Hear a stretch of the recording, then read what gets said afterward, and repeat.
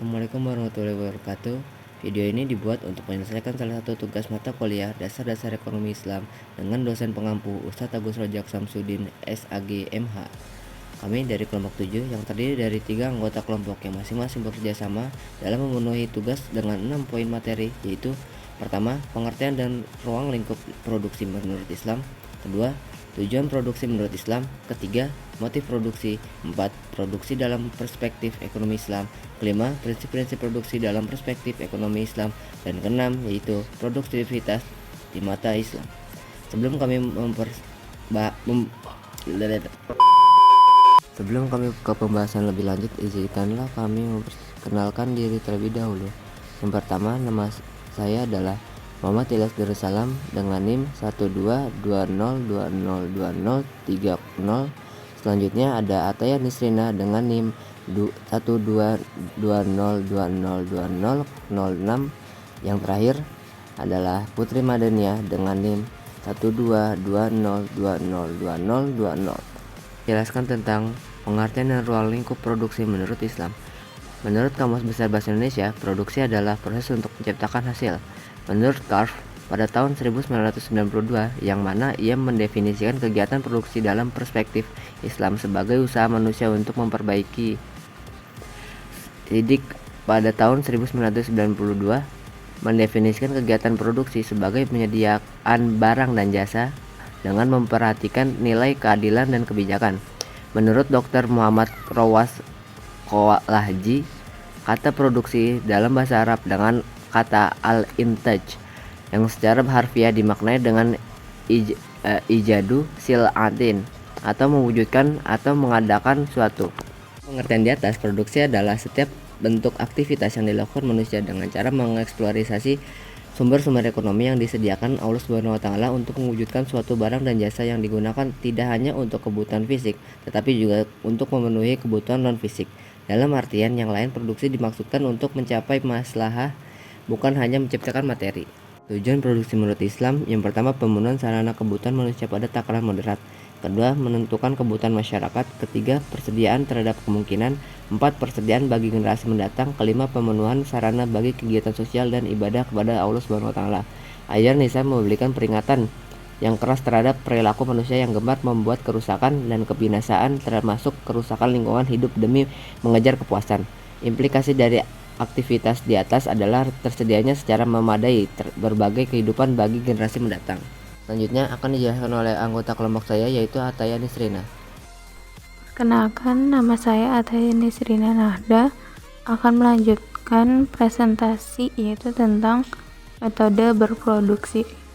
Motif berproduksi. Dalam ekonomi Islam, produksi mempunyai motif kemaslahatan, kebutuhan, dan kewajiban. Perilaku produksi merupakan usaha seseorang atau kelompok untuk melepaskan diri dari kefakiran. Menurut Yusuf Kodawi, secara eksternal, perilaku produksi dimaksudkan untuk memenuhi kebutuhan setiap individu sehingga dapat membangun kemandirian umat. Motif berproduksi. Dalam ekonomi Islam, produksi mempunyai motif kemaslahatan, kebutuhan, dan kewajiban. Perilaku produksi merupakan usaha seseorang atau kelompok untuk melepaskan diri dari kefakiran. Menurut Yusuf Kodawi, secara eksternal, perilaku produksi dimaksudkan untuk memenuhi kebutuhan setiap individu sehingga dapat membangun kemandirian umat. Produksi dalam perspektif Islam. Kegiatan produksi dalam perspektif ekonomi Islam adalah terkait dengan manusia dan eksistensinya dalam aktivitas ekonomi.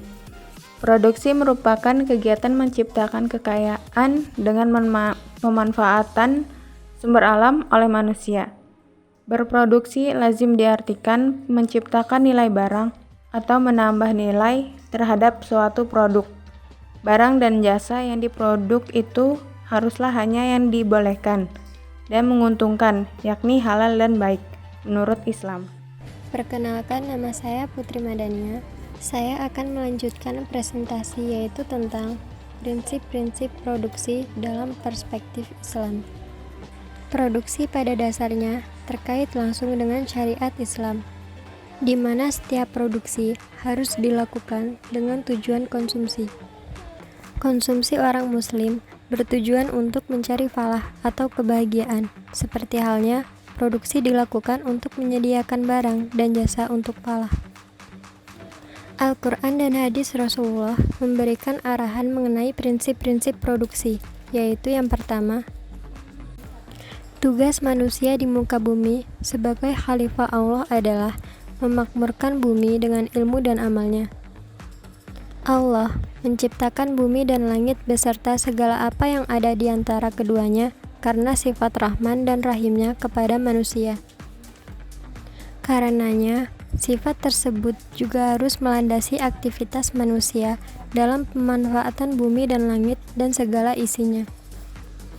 Prinsip yang kedua yaitu Islam selalu mendorong kemajuan di bidang produksi.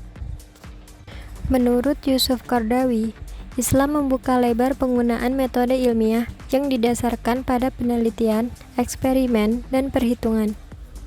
Akan tetapi, Islam tidak membenarkan pemenuhan terhadap hasil karya ilmu pengetahuan dalam arti melepaskan dirinya dari Al-Quran dan hadis. Selanjutnya, prinsip yang ketiga yaitu teknik produksi diserahkan kepada keinginan dan kemampuan manusia. Nabi pernah bersabda, "Kalian lebih mengetahui urusan dunia kalian." Dalam berinovasi dan bereksperimen, pada prinsipnya, agama Islam menyukai kemudahan, menghindari mudarat, dan memaksimalkan manfaat. Dalam Islam, tidak terdapat ajaran yang memerintahkan membiarkan segala urusan berjalan dalam kesulitannya, karena pasrah kepada keberuntungan atau kesialan, karena berdalih dengan ketetapannya, sebagaimana keyakinan yang terdapat di dalam agama-agama selain Islam. Sesungguhnya, Islam mengingkari itu semua dan menyuruh bekerja dan berbuat, bersikap hati-hati dalam melaksanakannya. Tawakal dan sabar adalah konsep penyerahan hasil kepada Allah. Sebagai pemilik hak prerogatif yang menentukan segala sesuatu setelah segala usaha dipenuhi dengan optimal. Yang terakhir yaitu produktivitas di mata Islam. Berkaitan dengan produktivitas, Al-Quran mengabarkan bahwa manusia diperintahkan untuk aktif dan produktif dalam melakukan sesuatu.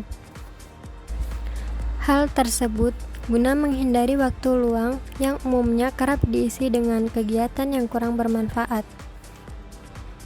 Manusia produktif adalah manusia yang selalu melaksanakan pesan Sayyidina Ali radhiyallahu anhu. Sesungguhnya, umurmu adalah waktu di mana engkau menggunakannya. Manusia produktif tidak akan pernah menyia-nyiakan waktunya untuk hal yang tidak ada manfaat ataupun tidak dapat membawa dirinya ke arah yang lebih baik. Marilah kita berusaha untuk menjadi manusia yang produktif dengan selalu merenungi kandungan dari surat Al-Asyr. Dengan demikian, kita terhindar dari golongan orang-orang yang merugi, baik rugi di dunia maupun di akhirat kelak. Sekian dari saya, terima kasih. Setelah presentasi dari kelompok kami, kurang lebihnya kami mohon maaf. Kami akhiri. Wassalamualaikum warahmatullahi wabarakatuh.